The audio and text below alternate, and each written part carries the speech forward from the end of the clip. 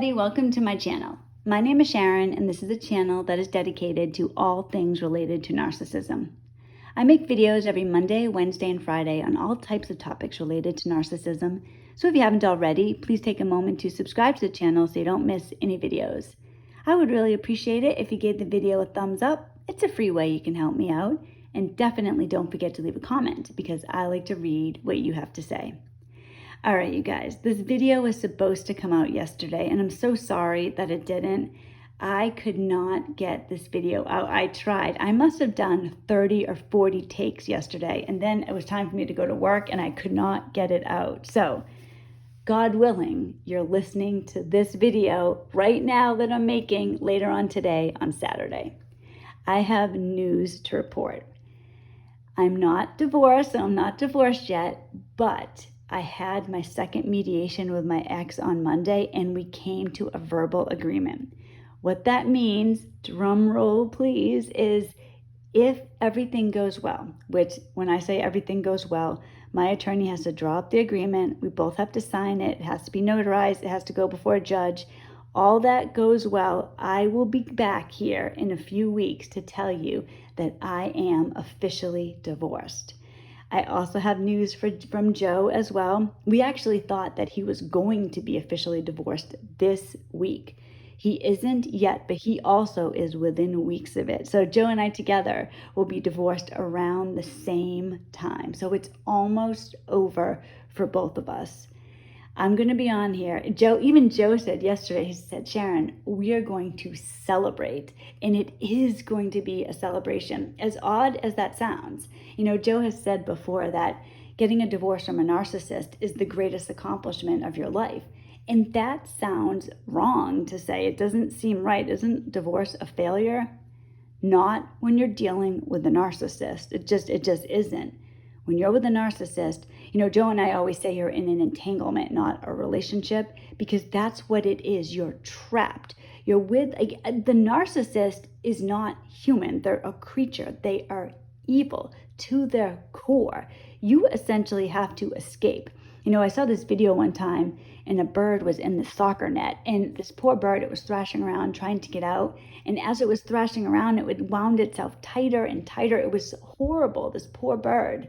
It had to be rescued. That's us. We're in with a narcissist. We are bound tight. We need to be rescued. It is so difficult to get free of a narcissist. So when you do, if you get out, it is this huge accomplishment. And Joe and I have kids and we're saying this and it's true. I am so excited to be able to live the rest of my life. Joe and I look at it. We talk about this all the time. But last night we were in the car and we were really talking about this. How wonderful it's going to be free. We get to live a new life. We're so excited with everything ahead of us. If you are in an entanglement with a narcissist right now and you're listening to me and you're saying to yourself, well, that's good for you, but I'm never going to be able to get out. I'm going to be stuck with my narcissist forever. And then you have a litany of reasons. And I'm sure your reasons are very valid. I get that. I had the exact same reasons. But I am here to tell you, you can get out. If you don't think you can get out, you're wrong. Everybody can get out. It's not an easy process, but you can. I believed to my core, and Joe did too for himself and his entanglement. We both thought our only hope, our only escape was going to be if our spouses died. That was it. We couldn't do it on our own. Something had to happen to the spouse or we weren't going to be free. I used to pray to God that he would take out my ex. You know, it's funny. Joe said to me, he's like, oh, you should make a video about that. God isn't a hitman. I don't know if YouTube would let me put that as a title, but it is kind of funny. And that's what I did. But I realized something recently. You know, and when I did that, when I was praying that God would basically kill my ex for me, I always believed that was going to be the best thing that could happen to me. I recognize now that would not have been the best thing that happened to me. Because if that had happened, say my ex had died, I would have died. He would have died while I was in the middle of my codependence. If you are not emotionally healthy, if you're not in a good place and the narcissist dies, the way that you are then is going to stay with you. This is what I think really would have happened to me. And it's absolutely horrifying for me to tell you this, but this is the truth. When I was with my ex, he told me all the time that people didn't like me, people were looking at me funny, that I had a terrible personality. I believed him. Now today, when I'm making this video, when I'm talking to you, I know it wasn't true, but it's so important when I'm telling you this to remember, I believed it was true. So I was making decisions on that basis. So if my ex had died and I'm believing that people don't like me, I think I probably would have been a hermit, or I wouldn't have had friends. I would have lived by myself with my animals and not socialized at all. This would have been a horrible thing for my poor kids because they would have been worried about their mother, who's like this young woman living all by herself and having no friends, and they would feel obligated to take care of me probably. I think that is what would have happened. So when you think that way, remember there's a reason that your ex, maybe not your ex, there's a reason that the narcissist is still alive. God is doing what's best for you, and God will rescue you from the entanglement. Joe and I had different experiences, but we both believe that narcissism, when you're dealing with a narcissist, you are dealing with spiritual warfare. It's a battle. It's exhausting. That's what you're dealing with. That's what it really is. That's why it's so difficult. You're not dealing with another person. You're dealing with a creature. I mean, really, it sounds weird to say that. I know how it sounds. But if you are with a narcissist, I know you understand where I'm coming from. That's what's happening. You're in a battle. God is your answer. Joe and I had different experiences with God. I did not call on God, but he came and rescued me anyways. Joe called on God, and God came and rescued him. Look for the open doors that God provides and keep going through them. It was a 6-year process from when God started waking me up to when I actually was out the door. 6 years. So don't think, well, I can't leave, or because you're still there and you don't see any way that you can leave. Start praying and look for open doors. It might take time, but I want to tell you, it took me 6 years, but right now I am standing here telling you it's worth it to feel free. And I'm not even free yet, but I can see it. I can see my future. I can see it. It's almost here. It is the greatest feeling in the world, and absolutely 100% it can happen for you. Never think that you are trapped forever. It isn't true. Pray and get moving. Start saving money. Do something. Eventually, these doors are going to open, and if you walk through these doors, even when it's hard, even when you're scared, you also will be free. All of us can be free. It's not just me. It's not just Joe. Joe and I, frankly, were very unlikely to get away. If we can do it, so can you. Now remember, for those of you that don't know, I was a stay-at-home mom. I lost 20 years of a career. I had no finances. My ex was $100,000 in credit card debt. I wasn't leaving with money. I had nothing. I had to go back to work, but I had lost all that time in a career. So I had to start over from the beginning, and it still happened for me. And don't think, well, you have Joe. I have Joe because I started walking through the open doors that God provided. If I was the person I was a couple of years ago, I wouldn't have had Joe. So all these things are right in front of you. Everything that has happened to me can happen to you too. Just keep moving forward. So I want to talk a little bit about my mediation. And I want to be a little bit careful because everything isn't absolutely final. But I'll tell you a little bit of what happened in the mediation. But I want to say this. Definitely, if you are in the process of divorce, thinking of divorce, want to learn more about narcissists and divorce, hold on and subscribe to my channel. I'm going to have a lot of content coming out. Things that I didn't feel safe saying. Once everything's done, I'm going to tell you everything. So definitely stay tuned for that. So I'm going to tell you a little bit about the mediation and let you fill you in on that, since I've kind of told you guys just about everything along the way. So just so you know, the process of divorce, now I'm getting divorced in New Hampshire. So this is what happened essentially. Filed for divorce, then I have 2 children, one's a minor, so I had to take a parenting class. If you have a minor child, you have to take a parenting class. This parenting class is a joke. It basically tells you that your child is going to be affected by the divorce, right? Like you don't know this.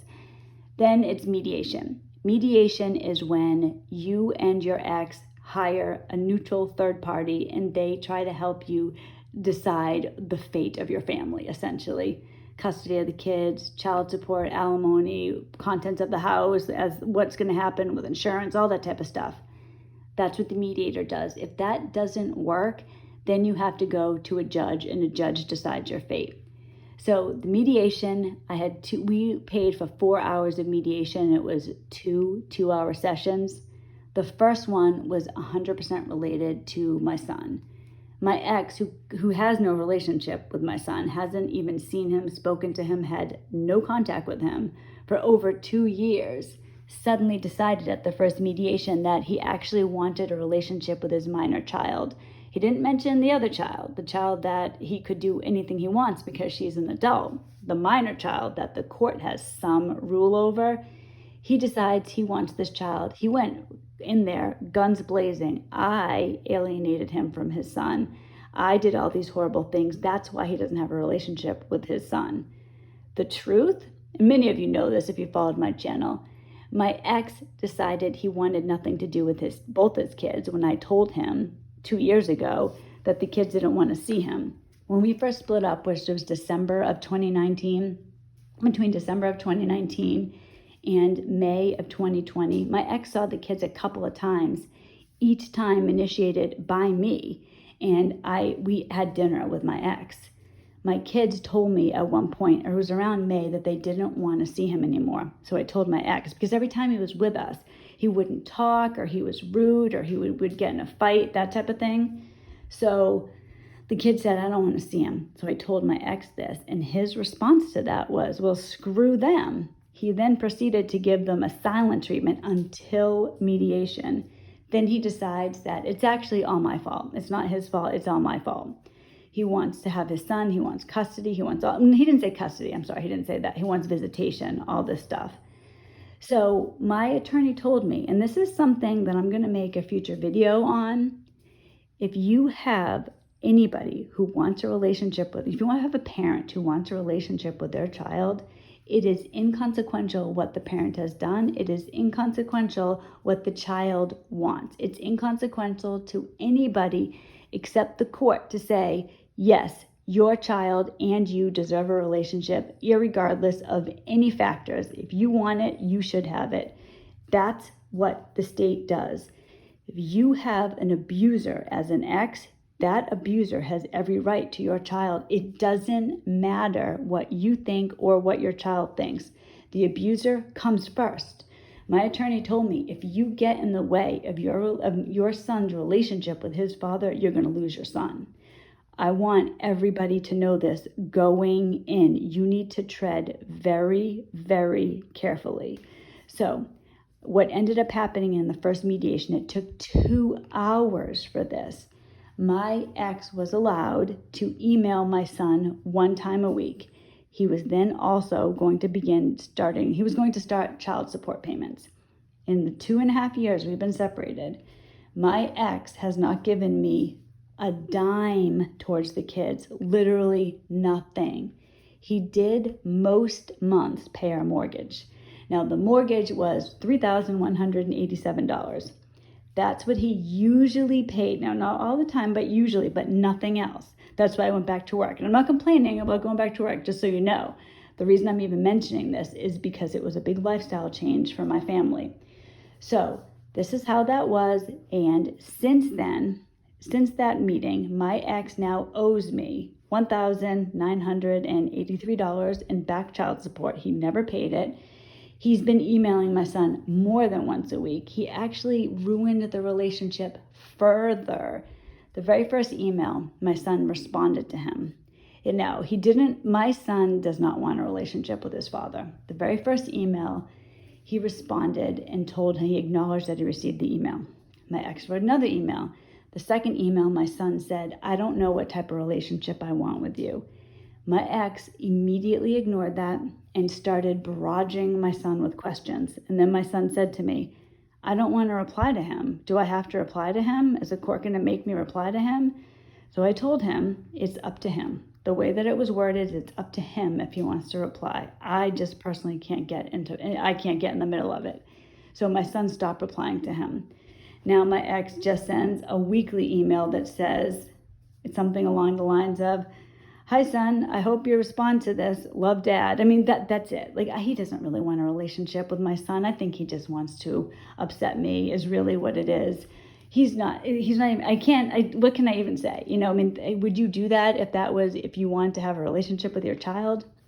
And Joe, one of the first conversations I ever had with Joe, he was telling me about how somebody in active addiction would act. Now, Joe's mentioned on the channel that he's a recovered alcoholic. He's recovered for a long time. It's been almost 25 years. My ex claims to be in recovery. Although, I'm going to tell you something, during the second mediation on Monday, he said he wasn't in active recovery. So I don't know if he said that because he thought it made him look bad in front of the mediator to be in recovery, or if he's actually like drinking. I don't know which one that means. But because I asked him at one point, when you hear what my ex was saying, compared to what Joe said somebody would do, Joe told me somebody in active recovery would make amends for the things that they've done wrong. They'd acknowledge the way that they treated people, and they would accept that they have to get a divorce because of the things that they have done. And my ex, on the other hand, what he tells me about active addiction is that alcoholism is a disease. And it's a disease that makes people do things that hurt other people, but it's a disease, so it's not his fault. Just like if I had a cold and I sneeze, I'm making this video, I suddenly sneeze, no one's going to say, oh my gosh, you sneeze. Well, how could you do that?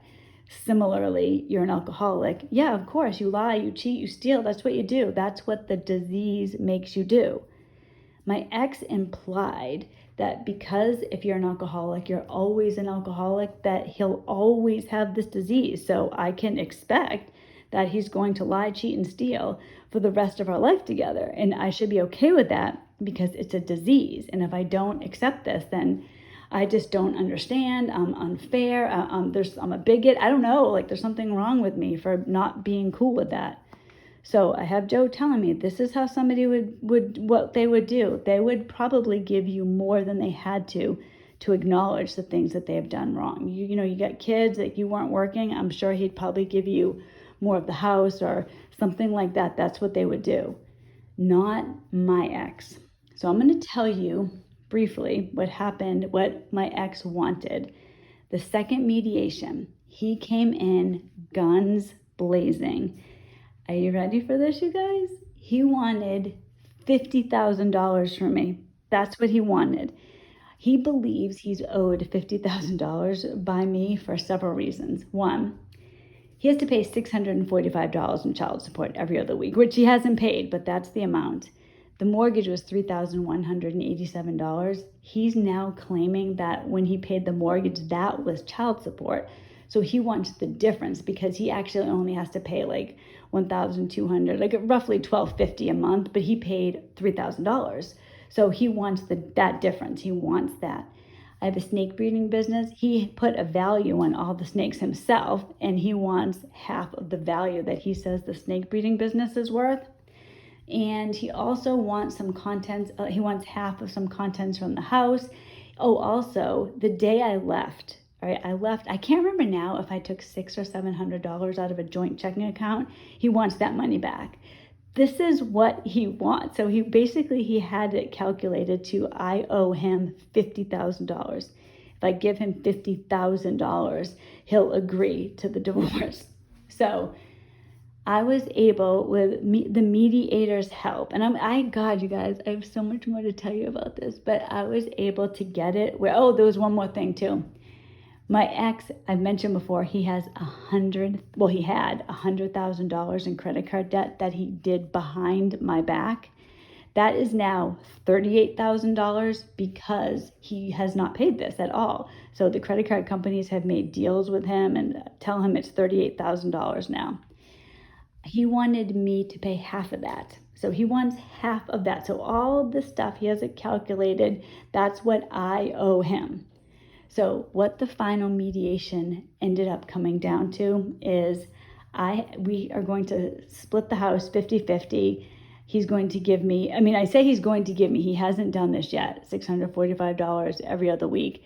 At the sale of my house, I have to give my ex $6,000 towards the credit card debt that he claims is joint credit card debt, even though my name wasn't even on the credit cards, never used them, and he did it behind my back. I think Joe and I were laughing about this a little bit. I think that $6,000 is why he agreed to it, because he feels like he won. Everything else is split 50-50. Child support, he's not paying it anyways, so he doesn't really care about that, and I'm giving him $6,000. So for him, he wins. He comes out ahead. For me, I'm a little bit annoyed with that, and I'm a little bit annoyed with a few other things related to my attorney because I don't think she did a great job.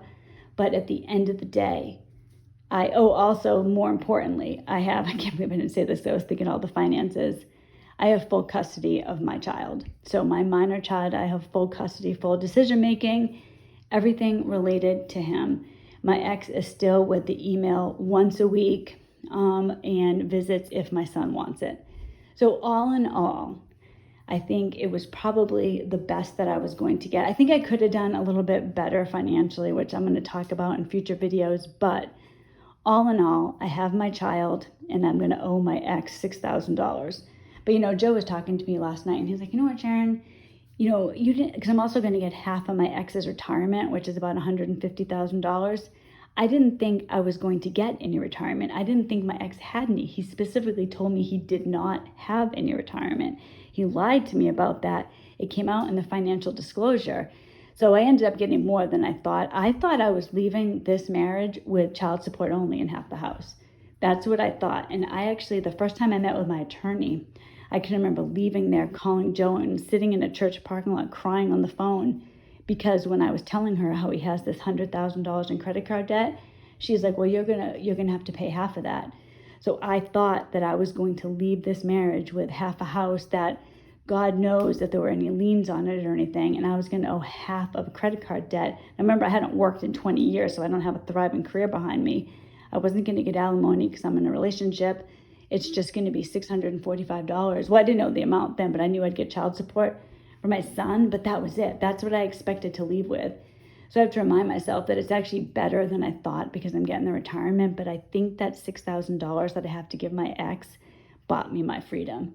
Because for him, he's looking at it like, haha, I got something. I'm getting more than her. So I really do think he's thinking that. My regret, though, is the day that divorce is filed, you can start collecting back child support. I wish I had done that. Instead, child support began, well, like I said, he's not paying it. But it began June 17th. It should have been back in March. But then that could have negated the $6,000. But then the problem with the $6,000 is then I don't know if he would have agreed to it because he wouldn't have come out ahead in his own mind. So that is my news. I hope you guys are happy that I'm finally here. Joe and I are going to do a video this weekend. So I will have a video out with Joe on Monday, and I will have many, many more videos coming up in the future. I have a lot to say, and once I'm officially free, I'm going to spill it all. So definitely stay tuned. I hope everybody has a wonderful weekend, and I will see you on Monday with Joe. Bye, guys.